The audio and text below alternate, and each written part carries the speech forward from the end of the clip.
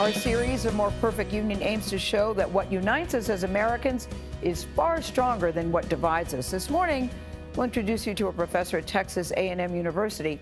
He teaches his students not just through lectures, but also through actions. Omar Villafranca is at the university in College Station, Texas, with how kindness can be a very powerful tool in the classroom. Omar, good morning. Good morning. Henry Musoma is a business professor here at Texas A&M, and if you look up above me, you can see that's him hanging right there on the leadership banner.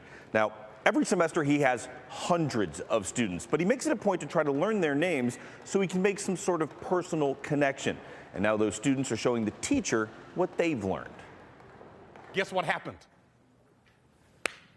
It's hard for students to fall asleep in Dr. Henry Musoma's class. Everybody stand up. He's always doing something extra. Extra engaged, extra supportive to the people he cares about most, his students. I'm reminded of a friend of mine who said he's not an educator, he's an edutainer. But it's not just in his teaching that Dr. Musoma has shown he's more than willing to do something extra. When Ashton Robinson told Dr. Musoma she couldn't come to class because she didn't have a babysitter, the answer was simple. Bring him to class. A little fussiness didn't keep the professor from finishing his lesson.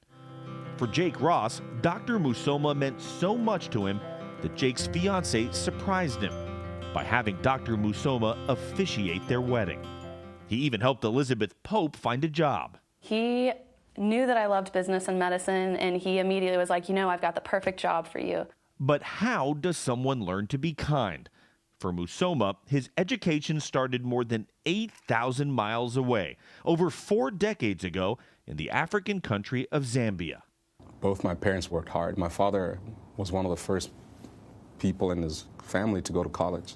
Like his father, Musoma wanted an education, but an American one seemed out of reach. No, sir, too far, too expensive. But then he met Albert Cates, a U.S. State Department official who changed his mind. How did he convince you? He said, here's my business card. Come to my office tomorrow. And guess what, Omar?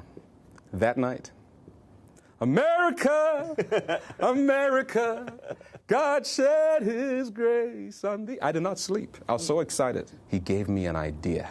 What was it? The possibility. Cates helped Musoma immigrate to America in the mid-90s. After finishing community college, he earned a scholarship at Texas A&M, graduated, and started teaching.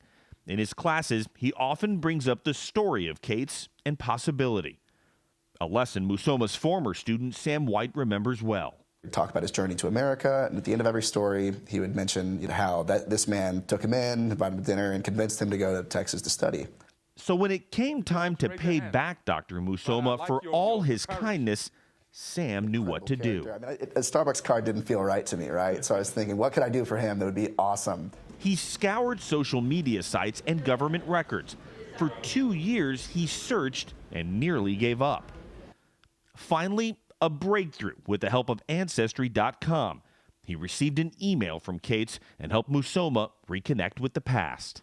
I ran to the business school that morning with this email I'd printed out, and I was trying to play it cool, but of course I'm freaking out. You're a wreck at this point. Yeah, it's like, read this right now, just like throwing it at him. What was his reaction? It was complete silence. So I wasn't totally prepared for that, because he's one of the most talkative people I've ever met, and he's always got something to say.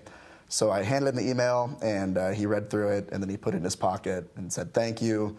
He gave me a hug. Decades after their first meeting, Dr. Musoma and Albert Cates were reunited. A life of kindness that has come full circle. When my son, Joshua, who's about to be 7, sees me in front of my students, and then when they leave, he looks at me and he wants to put on a little tie when I walk with him. And he says, Daddy, I love that you're kind. And when I'm gone, if that's what my son says of me, I'll rest in peace.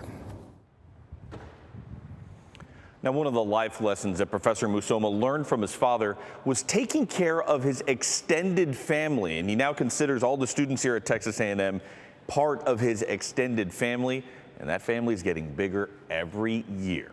Norah? Well, now he has a bigger family of our audience that all love him. Omar, what a fantastic story. And kindness costs nothing. Yeah. Thank you, Dr. Musoma. That's a beautiful piece, contagious. Omar. It is contagious. Beautifully done.